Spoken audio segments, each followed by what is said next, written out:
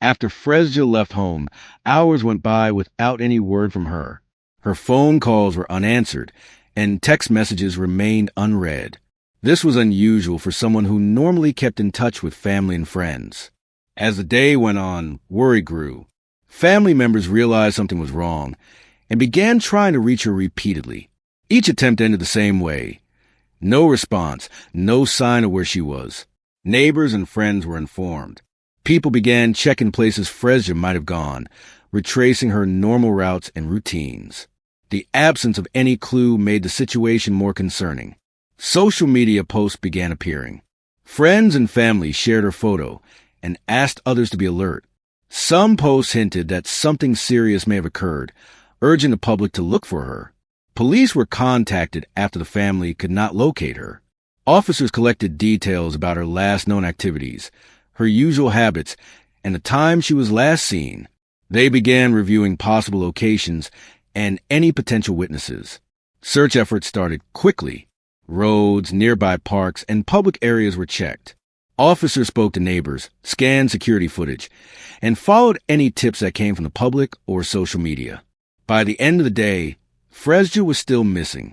The search continued into the night with no leads, leaving her family and law enforcement working tirelessly to determine her whereabouts. Before we dive in, don't forget to hit that subscribe button. Drop a comment below. Where are you tuning in from? What are your thoughts as this story unfolds? Your voice matters. These are real people, real tragedies, and real lessons we can't ignore. Share this video with someone you care about. It can make all the difference. Welcome to Unseen Crime Dossiers, your home for spine-chilling cases, haunting before mysteries, and deep dives into the world of crime. From jaw-dropping real-life events to groundbreaking forensic discoveries, we're here to uncover the truth behind the most gripping investigations. Step inside, examine the evidence, and lose yourself in the shadows of true crime. Make sure you watch from the beginning to the end. Now, let's begin. The next day, a car was spotted in a quiet location. It appeared stationary and unattended. Authorities were alerted immediately, and officers arrived at the scene to investigate. The vehicle was identified as belonging to Frezja Baker. Its position suggested it had been there for some time. Police began a careful inspection, noting every detail around the car and nearby areas. Officers cordoned off the scene with tape to prevent interference. They examined the surroundings, searching for signs of struggle, tracks, or any evidence that could indicate what had happened. Inside the car, investigators discovered Frezja. The scene confirmed that she was no longer alive. Police documented the vehicle and its contents thoroughly, photographing everything for records and further analysis.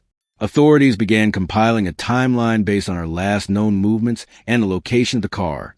They compared witness statements, social media activity, and security footage to piece together the hours leading to her death. The location of the car became a key part of the investigation. Its position, the condition of the vehicle, and the lack of witnesses raised questions that would guide the next steps of law enforcement. By the end of the day, the case had shifted from a missing person investigation to a confirmed death. The scene at the car provided initial evidence, and detectives prepared to continue the search for answers about how and why Frezja Baker lost her life. Once Frezja Baker was found, the investigation intensified. Detectives arrived to collect evidence from the car and the surrounding area. They documented every detail carefully, ensuring nothing was overlooked. Officers interviewed neighbors and potential witnesses. They reviewed statements and compared them to known facts about Frezja's routines and last known movements. Every piece of information was recorded for the official timeline. Phone records and messages were analyzed. Investigators looked for calls, texts, or social media activity that could indicate her location or interactions before her death. This helped establish a clearer picture of the final hours. Authorities also examined security footage from nearby streets, stores, and public areas. The goal was to identify anyone who may have seen her car or Frezja herself during the critical period. The condition of the car and the items found inside were carefully studied. Forensic teams collected fingerprints, DNA samples, and other trace evidence to determine what happened before she was discovered. Detectives coordinated with other departments to explore all possibilities. They cross-checked leads, investigated persons of interest, and ensured the process followed legal procedures for evidence handling. By the end of these initial steps, a structured timeline had formed. Investigators had gathered substantial data, but many questions about the circumstances leading to Frezja Baker's death remained unanswered, guiding the next phase of the case. After the initial investigation, detectives focused on gathering additional leads.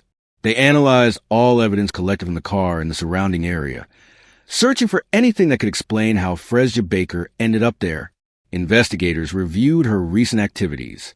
They looked into places she had visited, people she had interacted with, and her daily routines. This helped establish potential points of interest in the timeline. Authorities examined digital evidence thoroughly. Phone records, social media accounts, and online communications were analyzed to uncover connections or messages that could provide insight into the events before her death. Officers continued speaking with witnesses. Each statement was compared with other reports to identify inconsistencies or details that could point toward the circumstances leading to her disappearance and death. Forensic experts studied the physical evidence inside and around the car. Any trace materials, fingerprints, or unusual markings were documented and sent for detailed examination in labs to provide clarity on what had occurred. Detectives coordinated follow-ups on tips from the public.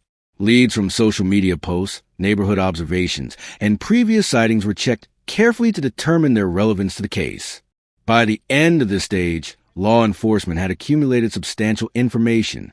Although progress had been made in understanding the timeline and connections, the case still contained many unknown factors, requiring continued investigation.